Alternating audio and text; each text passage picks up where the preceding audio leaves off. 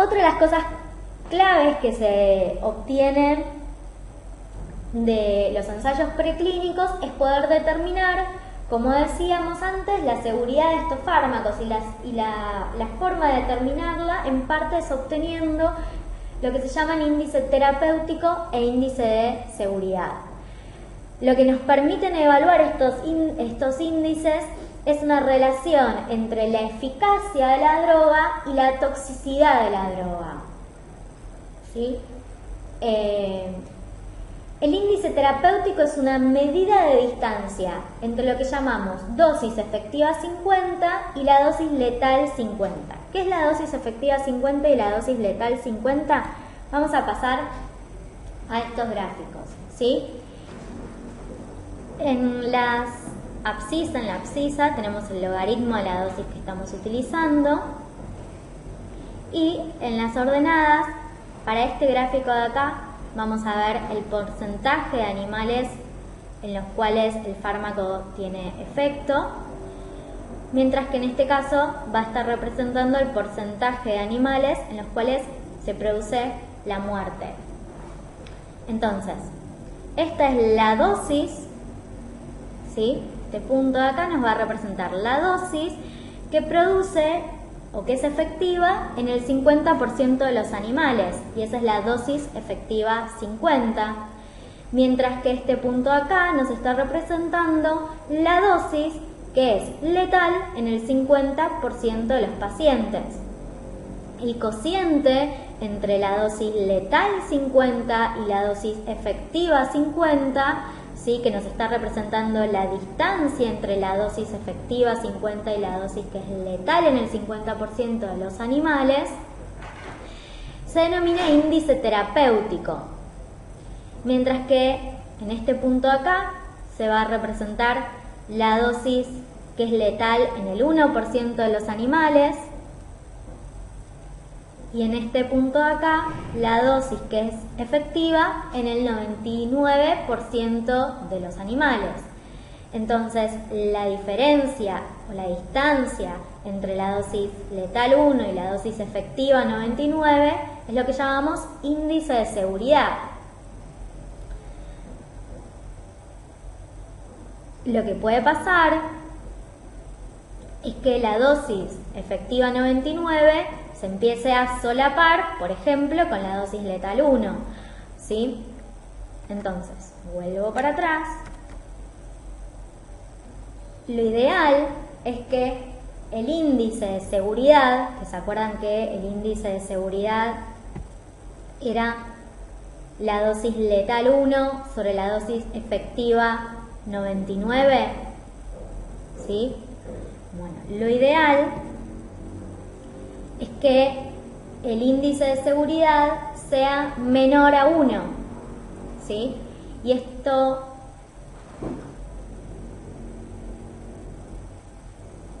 lo ideal es que el índice de seguridad no sea inferior a 2, que no sea inferior a 2.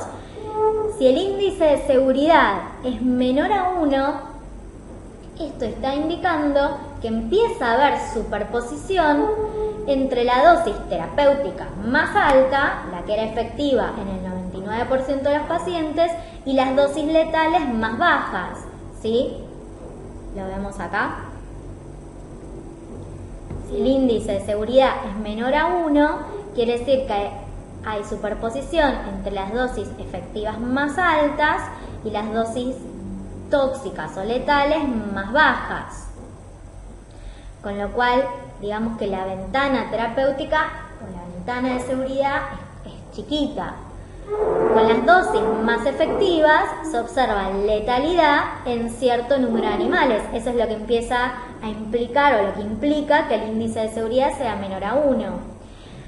¿Cuándo podemos utilizar un fármaco que tiene este índice de seguridad tan bajo? Es decir, que las dosis terapéuticas más altas se empiezan a solapar con las dosis que pueden ser tóxicas en cierto número de pacientes. Para enfermedades que tienen elevada letalidad y entonces en las cuales se pueden aceptar fármacos que tengan un índice de seguridad más bajo o que sean, digamos, que tengan mayor toxicidad. Por ejemplo, los antirretrovirales o los antineoplásicos son fármacos que tienen un índice de seguridad más bajo, que puede ser un índice de seguridad menor a 1, pero dado que no existen tratamientos toxicológicamente más aceptables, se acepta para su uso en humanos, ¿sí?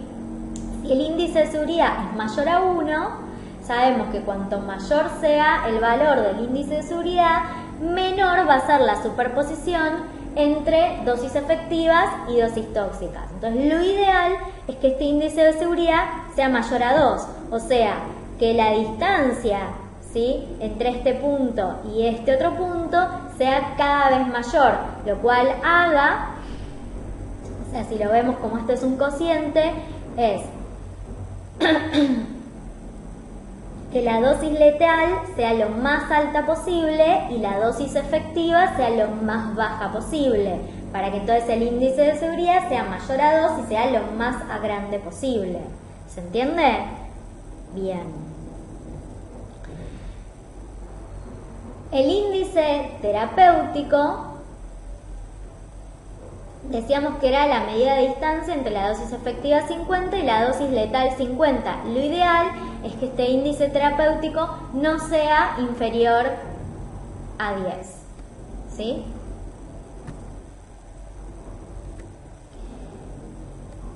Bien.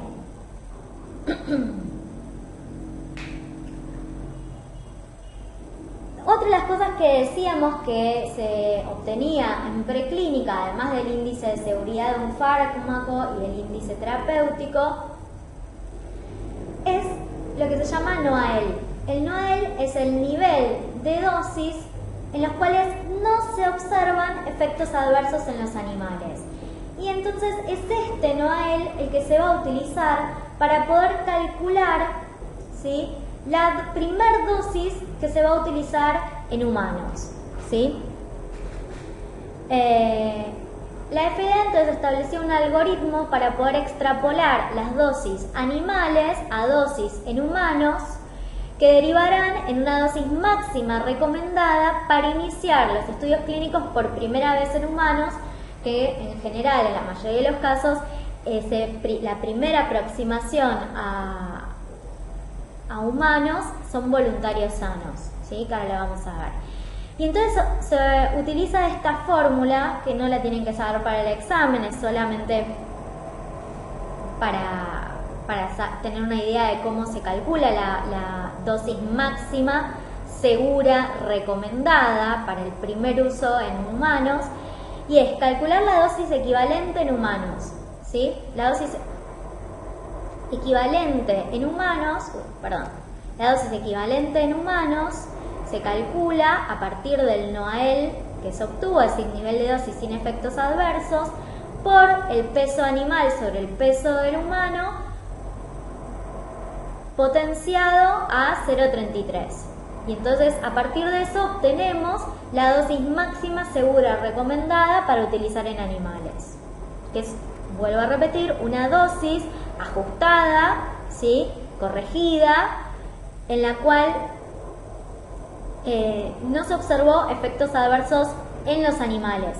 Y de hecho, de esta dosis en la cual no se observa efectos adversos en animales, incluso se utiliza un rango todavía de mayor seguridad, es decir, se usan todavía dosis más bajas, ¿sí?, en humanos. Bien. Entonces, ya les venía vinimos hablando un montón de las fases de la farmacología clínica, hablamos un poco de preclínica, vamos a ver cómo sigue esto.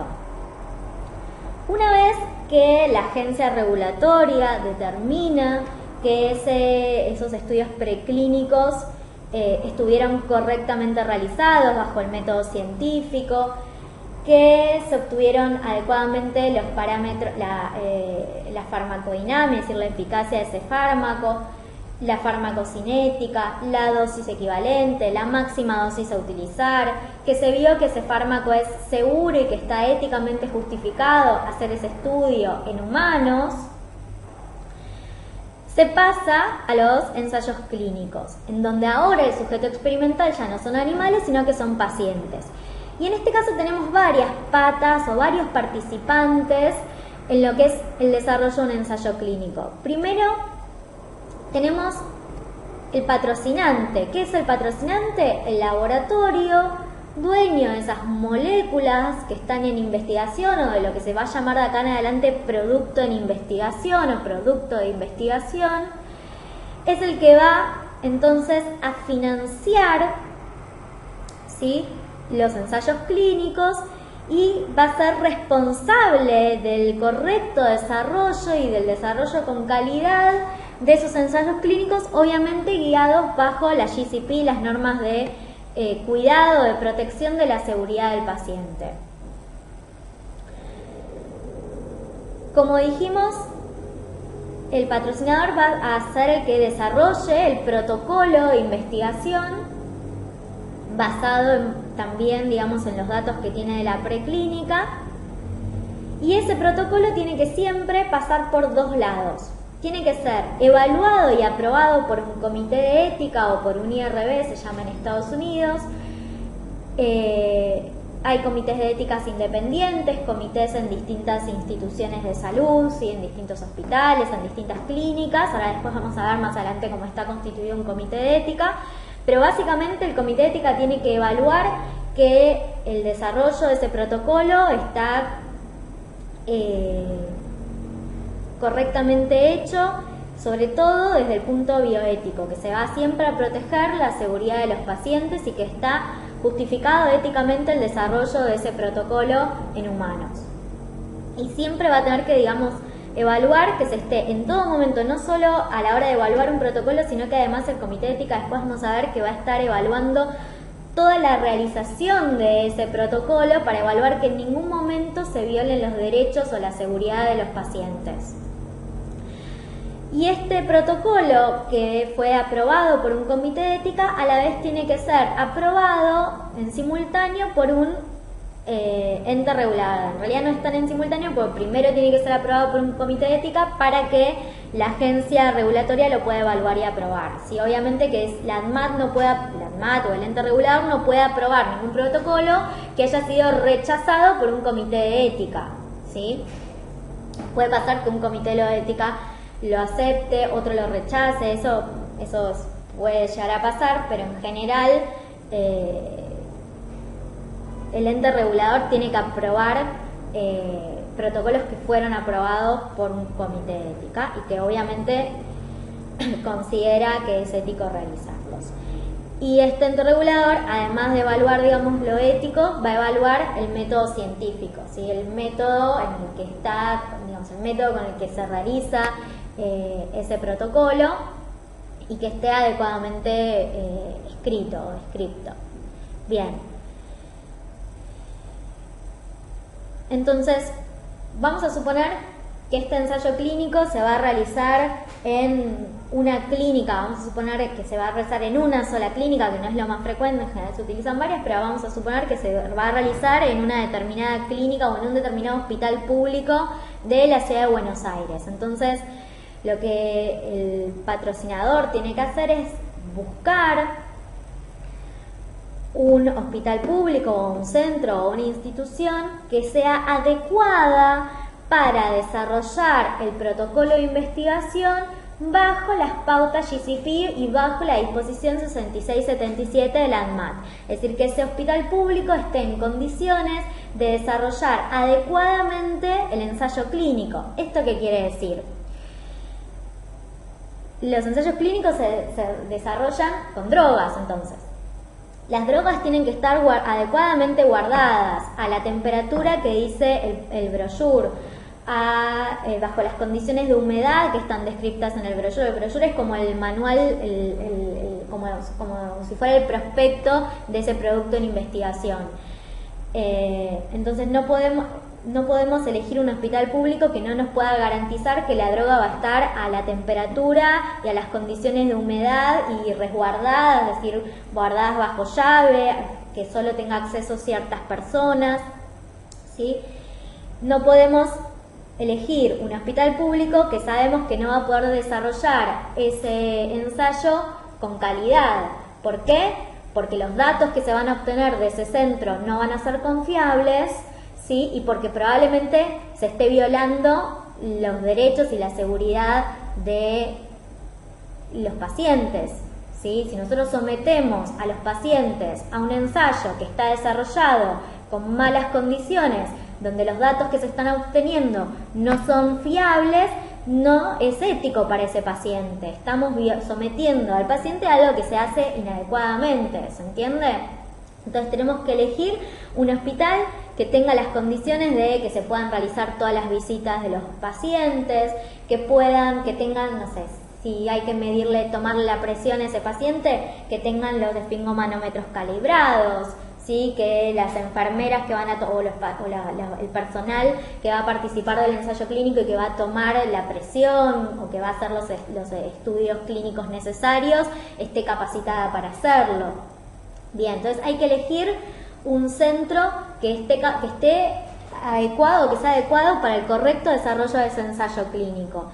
Y un investigador principal. El investigador principal va a ser el responsable en ese centro o en esa institución del adecuado desarrollo del ensayo clínico. Esto es, de que se recluten adecuadamente los pacientes. Para el reclutamiento de los pacientes tienen que cumplir con ciertos criterios de inclusión y de exclusión que están dispuestos en el protocolo para poder o no entrar en ese ensayo clínico. Entonces, el investigador principal va a ser responsable de reclutar esos pacientes y reclutarlos de manera tal que cumplan con esos criterios. Es decir, que no se incluya en el protocolo a ningún paciente que no cumpla con los criterios de inclusión y exclusión que están dados por el protocolo, ¿sí? Que sea responsable de las visitas de seguimiento, ¿sí? De esos pacientes durante el protocolo. Ser responsable de que los datos que se van recolectando de ese paciente estén adecuadamente anotados en los documentos fuentes, que es la historia clínica del paciente, y en el CRF, que después les comento qué es. Entonces, que se recolecten adecuadamente los datos de esos pacientes. Va a ser el responsable entonces de toda la conducción del ensayo clínico. Obviamente que el investigador principal tiene un grupo de trabajo, un coordinador, un subinvestigador, que se tienen que anotar en lo que se llama una hoja de delegaciones, donde tienen que estar bien descrito cuáles van a ser las tareas de todos esos participantes del ensayo clínico, y nadie que no esté en esa hoja de delegaciones puede tener contacto en el sentido de hacer cosas que estén descritas dentro del protocolo. No sé, ninguna enfermera que no esté en la hoja de delegación puede levantar datos de ese paciente, como puede ser tomarle la presión arterial, tomarle los vitales, si no está en la hoja de delegación. ¿Se entiende? Bien. El investigador principal va a ser responsable de todo lo que suceda en ese centro, ¿sí? El investigador principal puede delegar ciertas tareas, pero en ningún caso delega responsabilidades. Siempre es el único responsable. Bien, y entonces estas son un poco las patas de lo que es un ensayo clínico.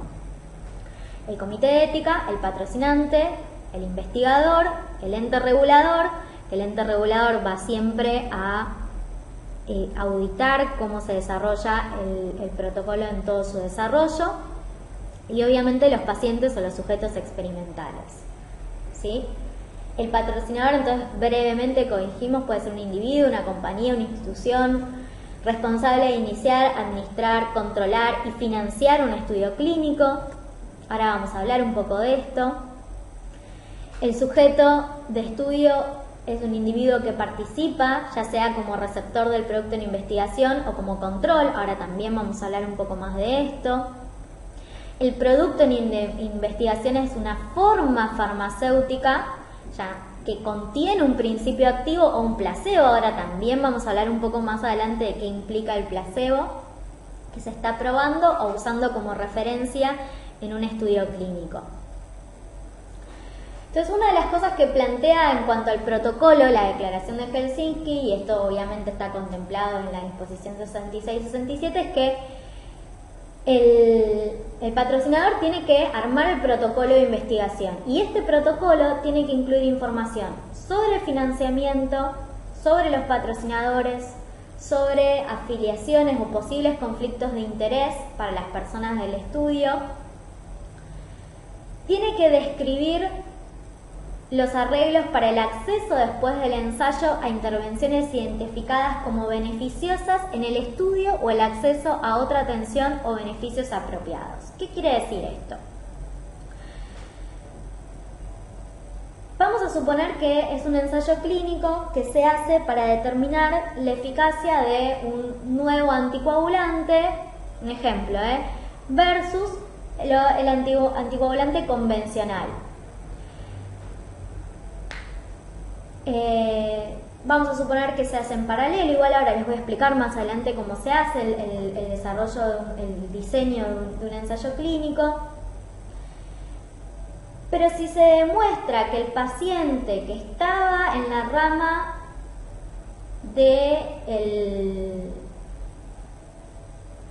del anticoagulante oral nuevo, si ese paciente que estuvo 2 o 3 años tratado con ese nuevo anticoagulante, si demostró beneficios, ¿sí?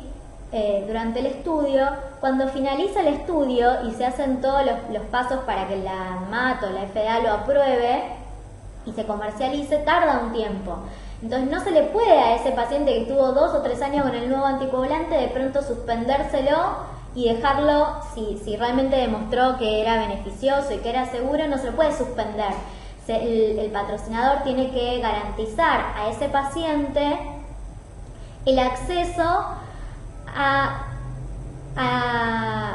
esa intervención que fue beneficiosa o el acceso a cualquier otra atención o beneficio apropiado, ¿sí?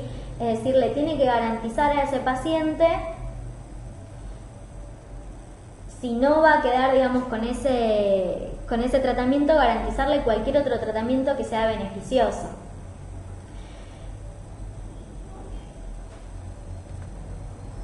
Deben tomarse toda clase de precauciones para resguardar la intimidad de la persona que participa en la investigación y la confidencialidad de su información personal y reducir al mínimo las consecuencias de la investigación sobre su integridad física, mental y social. Es decir, que todos los datos que se recogen del paciente se recogen bajo un código de identificación. En ningún momento cuando se mandan a analizar los datos, por ejemplo, cuando se hace la estadística de los datos recolectados de los pacientes, el estadista en ningún momento ve cuál es el nombre y apellido de ese paciente. Es decir, en ningún momento sabe el nombre y apellido del paciente que tuvo tales efectos adversos o que tiene tal patología, porque eso sería violar la confidencialidad de ese paciente. Cuando se publican los resultados del ensayo clínico, se publican sin la posibilidad de identificar a ese paciente, porque se estaría violando la confidencialidad. O sea que algo que es clave a la hora de desarrollar ensayos clínicos es que siempre se mantiene a los pacientes identificados con un código, ¿sí? Y en ningún caso se puede identificar el nombre y apellido de ese paciente, ¿sí? Esto es a la hora de publicar o a la hora de hacer análisis de datos. Siempre se tiene que entonces respetar la confidencialidad de los datos de ese paciente. Esos pacientes que van a entrar a un ensayo clínico, obviamente que a la hora de entrar al ensayo clínico se le tiene que, digamos, a la hora de invitarlo a entrar, se le tiene que informar cómo va a ser el ensayo clínico. Esto es, cuál es el objetivo de ese ensayo clínico. Es decir, se quiere, no sé, por ejemplo, se quiere evaluar la eficacia de tal molécula versus tal otra.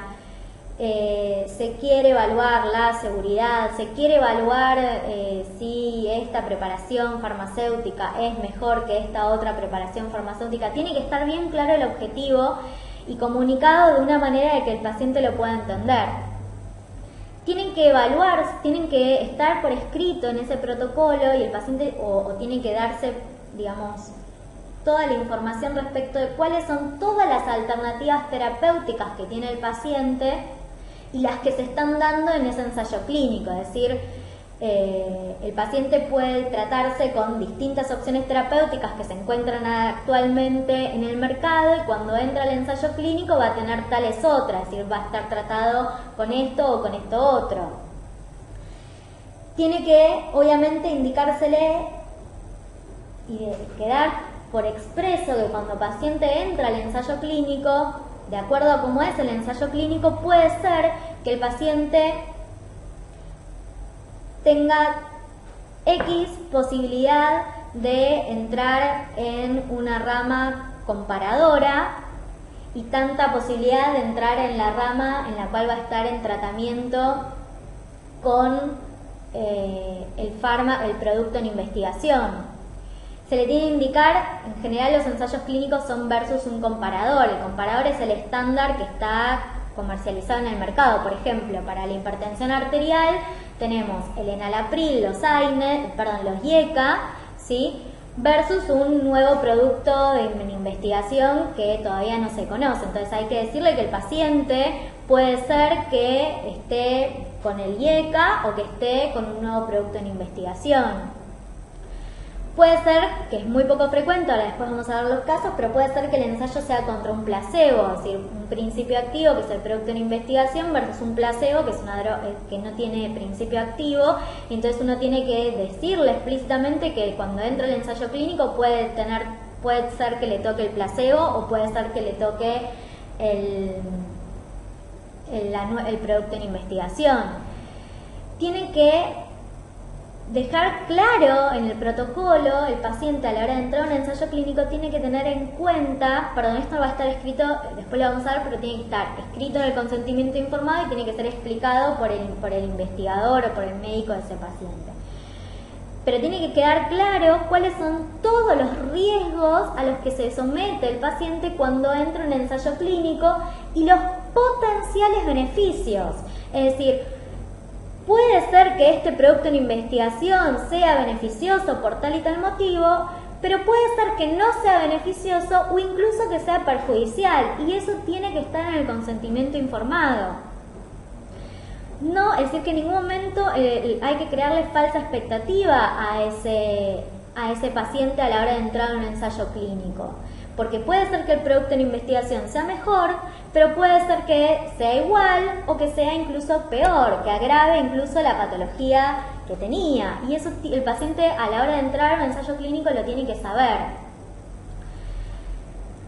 Tiene que saber que puede negarse a participar en la investigación y su decisión de retirarse nunca va a perturbar la relación médico de paciente, es decir, que ese paciente que no entra al ensayo clínico puede seguir en tratamiento en esa institución, con ese paciente, de la misma manera que lo hacía antes y que en ningún momento su negativa va a perturbar esa relación, porque eso sería amenazar o coartar la libertad de ese paciente.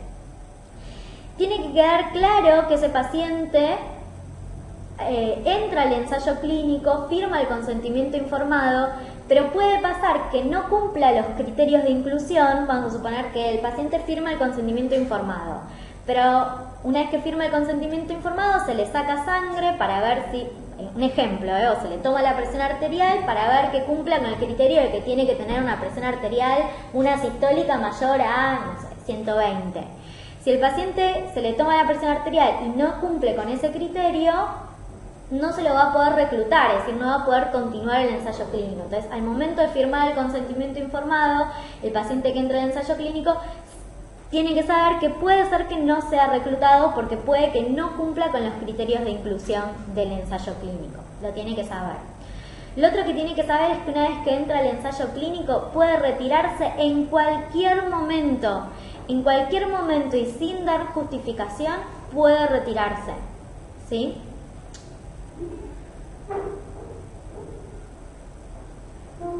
sin exponerse obviamente a represalias. Otra cosa respecto del cuidado del sujeto es que el ensayo clínico no debe representar ningún gasto para ese paciente. Es decir que, si bien en los estudios de fase 1, que son los que se hacen con voluntarios sanos, en general a los voluntarios se les abona, se les paga cierto valor por la participación voluntaria en ese ensayo clínico. Al resto, en los restos de las fases, lo que se estipula es que no es que se les paga, sino que no se les paga un valor, sino que se les cubren los gastos de participar.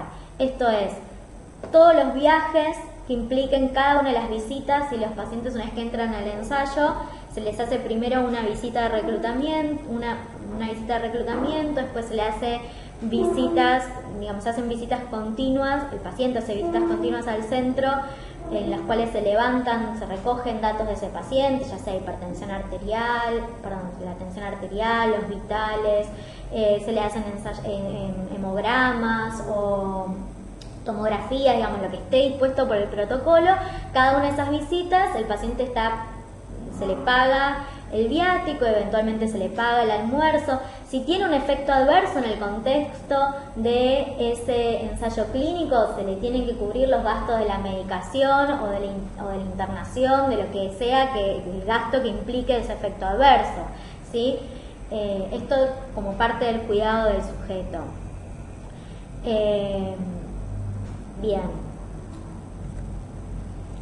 Entonces decíamos que obviamente que siempre el sujeto tiene que brindar el consentimiento informado, y el consentimiento informado es un proceso, es decir, no es un documento que uno firma y nada más, sino que es todo un proceso de brindar consentimiento informado, y esto implica que el paciente se le dé el documento, el consentimiento informado, en donde se explican los riesgos, los potenciales beneficios, los objetivos, se detalla todo el procedimiento, todos los estudios que se le van a hacer durante el protocolo, se explica absolutamente todo. El médico le debe explicar conjuntamente lo que está descrito en el consentimiento informado. El paciente se puede llevar el consentimiento a la casa, lo puede leer, puede volver y hacer preguntas. Es decir, que el proceso de firma del consentimiento informado implica todo el tiempo necesario para que el paciente entienda y pueda dar efectivamente su consentimiento voluntario de que desea participar con todos sus riesgos y con todos sus beneficios en ese ensayo clínico. Y entonces debe firmar un consentimiento informado, y deben figurar ese consentimiento informado firmado, tiene que figurar en lo que se llama la carpeta del investigador, tiene que estar en el centro, en la institución. Ese consentimiento informado tuvo que haber sido aprobado previamente por el comité de ética, es decir, que consta con el aval del comité de ética. Tiene que figurar en la historia clínica el momento en el que se firma el consentimiento informado, con el día, con la fecha. Si el consentimiento en general se otorga por escrito, si no puede ser otorgado por escrito, el proceso para lograrlo debe ser documentado y atestiguado.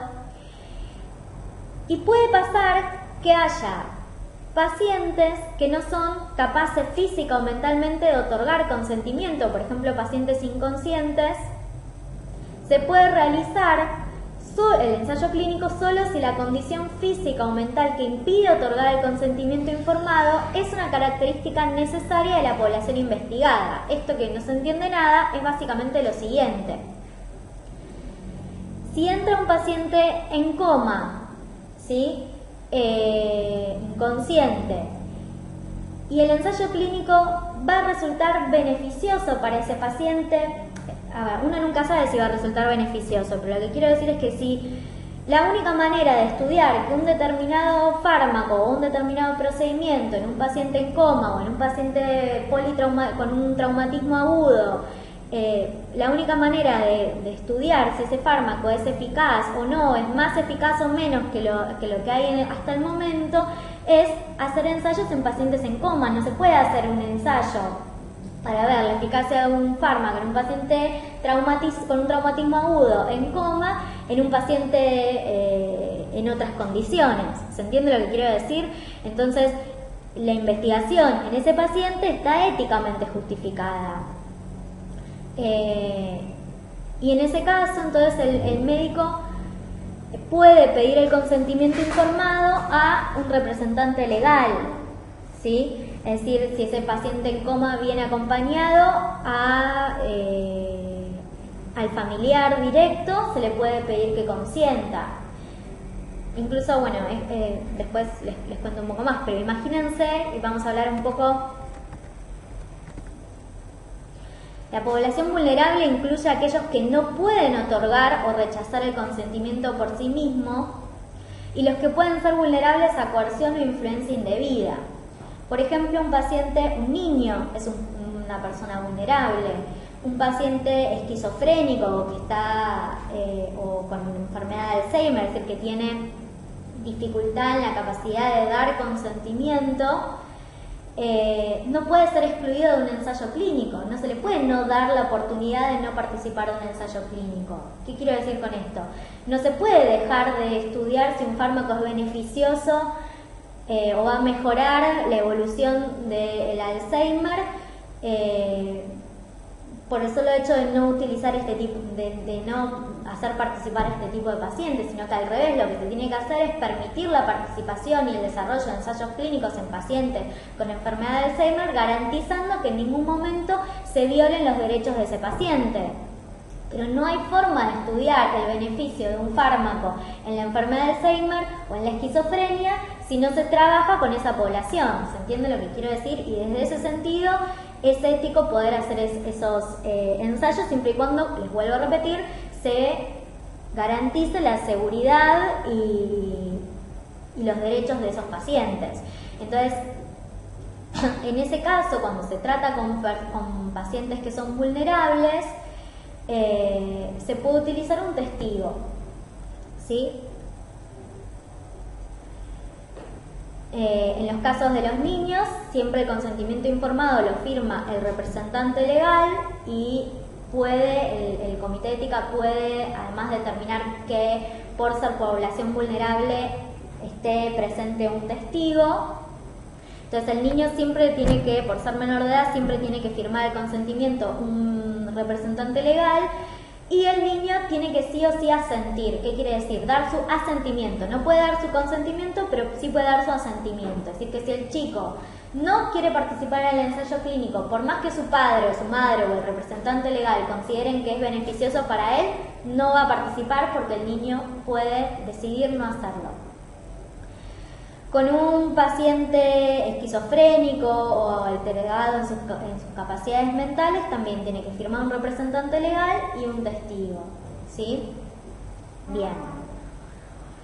Entonces, la investigación médica en una población o comunidad con desventaja o vulnerable solo se justifica si la investigación responde a las necesidades y prioridades de salud de esta población y si existen posibilidades razonables de que estos puedan beneficiarse de sus resultados, ¿sí?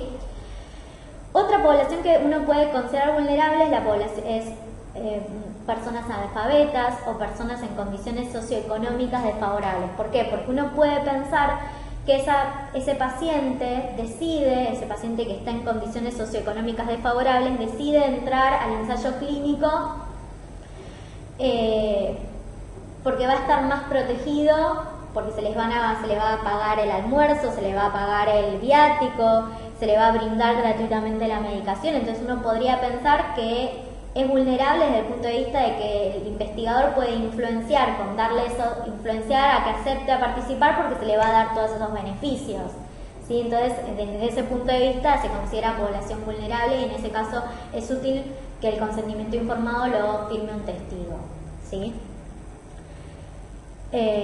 Al final de la investigación, todos los pacientes que participan tienen derechos a ser informados sobre sus resultados y compartir cualquier beneficio, por ejemplo, acceso a intervenciones identificadas como beneficiosas en el estudio o a otra atención apropiada o a beneficios. Ese paciente, una vez que termina el ensayo clínico, no se lo puede dejar sin tratamiento. Se le tiene que brindar la intervención que se identificó beneficiosa, ¿sí?, para ese paciente, ya sea la nueva o la anterior, o la que ya se conocía.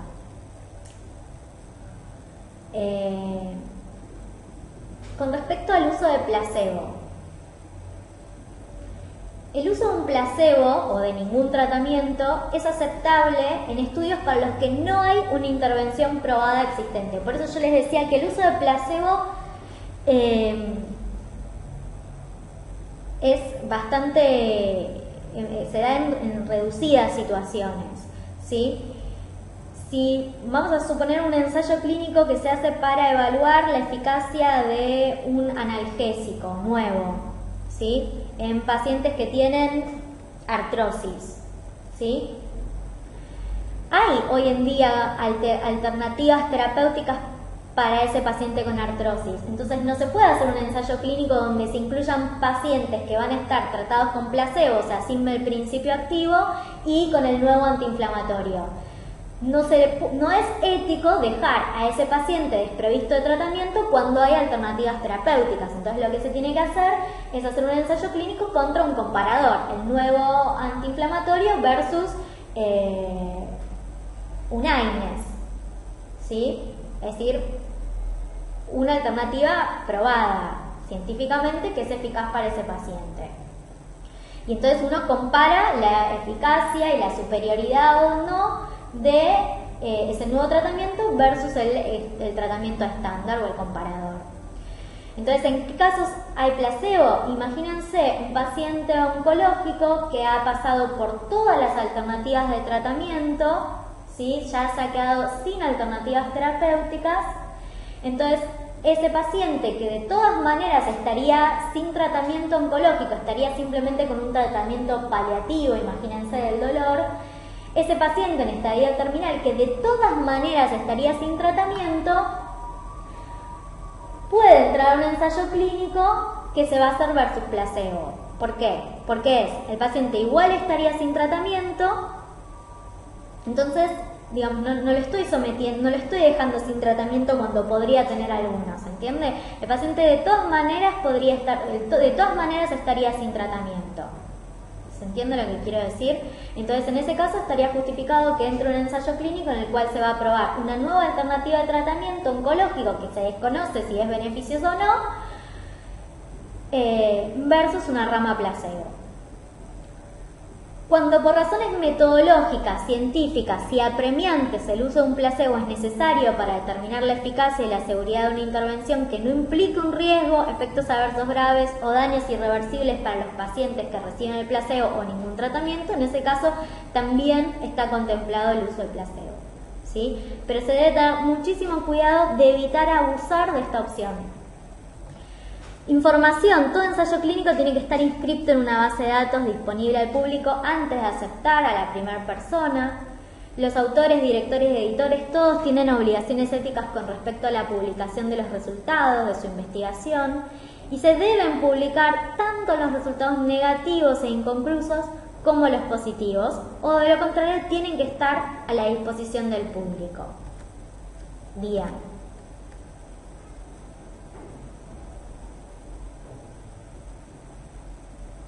Obviamente esto ya lo dijimos por GCP, siempre tienen que prevalecer los derechos, la seguridad y el bienestar de los individuos, entonces tiene que haber información clínica y preclínica adecuada sobre la droga o dispositivo a evaluar que apoye el estudio propuesto y tiene que ser científicamente sólido y estar descrito en forma clara y detallada. Bien. Habíamos hablado del consentimiento informado. Siempre los principios éticos del consentimiento informado son la autonomía, beneficencia, no maleficencia y justicia.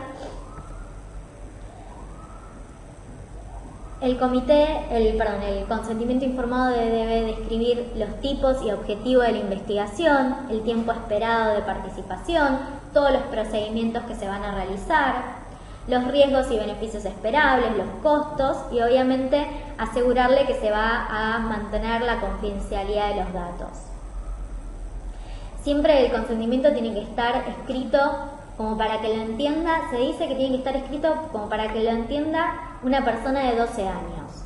O sea, tiene que estar escrito con terminología que el paciente lo pueda entender, ¿sí? Y si no, el investigador principal tiene que hacer todo lo posible para que el paciente entienda ese consentimiento y que pueda brindar voluntariamente y con comprensión y con competencia su consentimiento.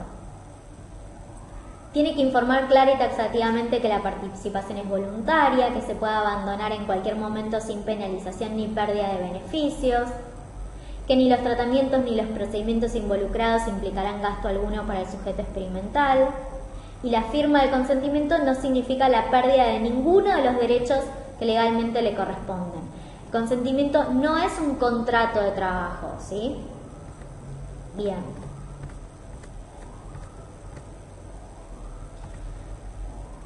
Respecto al investigador principal, siempre tiene que ser un médico calificado en GCP, calificado en el protocolo, ¿sí? El patrocinador tiene que ser responsable de poder capacitar tanto al investigador principal como a todos los que van a participar del ensayo clínico para una conducción adecuada del ensayo. Tiene que ser continuamente evaluado en su formación académica, entrenado, ¿sí? Y evaluado en la formación, en el entrenamiento y en la experiencia, ¿sí?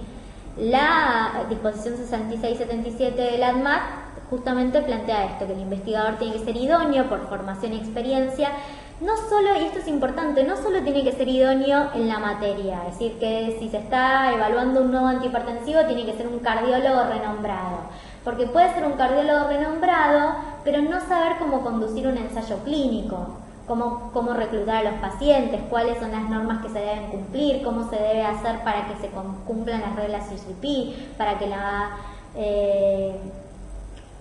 se conduzca adecuadamente el ensayo clínico. No es lo mismo ser un profesional capacitado en cardiología que ser un profesional capacitado en cardiología y en la realización de un ensayo clínico, ¿sí? Y entonces esto tiene que tenerse en cuenta. Sobre todo porque del investigador principal va a depender mucho la confiabilidad de los datos que se obtengan. Es lo que yo les decía antes. Si uno elige un mal centro y un mal investigador, la recolección de los datos va a ser errónea y no va a ser confiable, ¿sí? Esto no solamente implica que el investigador puede caer, digamos, en lo que es la falacia, no sé, entrar pacientes que no cumplen con los criterios de inclusión e inventarle los criterios, sino que puede ser cosas menores, como por ejemplo que no se haga un buen manejo de la dispensación del fármaco, ¿sí? Por ejemplo. O que no se cumplan con las visitas como se tenían que cumplir, o que no se noten todos los datos en el documento fuente, que se pierdan datos, ¿sí? Eso también hace un mal investigador. Bien, comité de ética, 2 palabras del comité de ética. El comité de ética es un grupo independiente de personas que está formado por profesionales médicos y no médicos y por no profesionales, incluso pueden ser personas de la comunidad, que tienen la responsabilidad de verificar que se proteja la seguridad, la integridad y los derechos humanos de las personas que van a participar en el estudio. Entonces lo que van a hacer es evaluar el protocolo de investigación y evaluar los consentimientos informados, ¿sí? Siempre se tienen que constituir y ejercer su tarea libre de influencia de aquellos que conducen o intervienen. Es decir, que no tiene que haber ningún conflicto de interés en el sentido que obviamente el que evalúa o el que forma parte del comité de investigación no puede formar parte ni del sponsor, ¿sí? Ni ser parte del grupo que va a formar, digamos, que va a investigar o que va a formar parte del ensayo clínico. No puede ser ni coordinador, ni subinvestigador, ni investigación principal, porque obviamente va a querer que el ensayo clínico se realice y puede entonces votar a favor de que se realice cuando no está adecuadamente o no es éticamente ese protocolo, por ejemplo. Entonces, en ese sentido hablamos de conflictos de interés. Entonces, tiene que estar formado por al menos 5 miembros, ¿sí? Que no deben pertenecer todos a la misma profesión. Al menos un miembro tiene que tener un área primaria de interés que no sea la científica. Al menos un miembro no esté relacionado con un integrante del equipo. Algo que es importante es que si va a haber un miembro del ensayo clínico, si va a estar formando parte del comité, puede hacerlo, pero tiene que abstenerse de votar, ¿sí? Y se puede invitar a un experto en el tema, aunque no va a tener poder de decisión, ¿sí? Entonces la idea del comité de ética es que uno pueda asegurar una amplia gama de opiniones, tanto en lo científico como en lo religioso o en lo cultural, en lo económico, en lo social, para garantizar siempre la seguridad y los derechos del paciente, ¿sí? Bueno, esto después lo leen ustedes tranquilos. Las obligaciones del investigador, como decíamos, es siempre respetar las buenas prácticas de investigación clínica, informar al paciente, obtener el consentimiento informado, completar el CRF. El CRF es el formulario de registro clínico individual. Todos los datos que están en la historia clínica se tienen que pasar a este CRF. ¿Sí? El CRF es la forma en que el sponsor recolecta los datos de los pacientes en cada uno de los centros y es la forma de que los datos lleguen después a hacer un análisis estadístico. Siempre tiene que asegurar la confidencialidad de los datos, custodiar la totalidad del material utilizado en el estudio, ¿sí? Siempre tiene que, el investigador principal es el responsable de notificar tanto al comité de ética y eventualmente al ente regulador si han habido modificaciones en el protocolo o si han aparecido reacciones adversas, ¿sí? Esto es fundamental. Siempre que hayan efectos adversos serios, ¿sí? Efectos adversos graves que comprometan la vida del paciente, ahora eso lo vamos a ver, siempre el investigador principal es responsable de dar aviso al comité de ética y de dar aviso al ente regulatorio, ¿sí? del suceso de estos efectos adversos, ¿sí? En realidad, el investigador principal lo bueno, después les cuento. El patrocinante es el que busca la autorización de los centros, la autorización de la agencia, ¿sí? El ANMAT, el que propone al investigador principal, facilita al investigador toda la información sobre ese producto en investigación y es responsable de entrenar a ese investigador y a todo el grupo en cómo se debe realizar el ensayo clínico. Es responsable de monitorear durante el ensayo clínico los datos que se van levantando y que el ensayo clínico se realice en forma adecuada, es decir, que se haya dado la medicación correctamente, en los días y en las dosis que estaban dispuestas por el protocolo, es decir, monitorear que se cumpla continuamente con el protocolo y con GCP.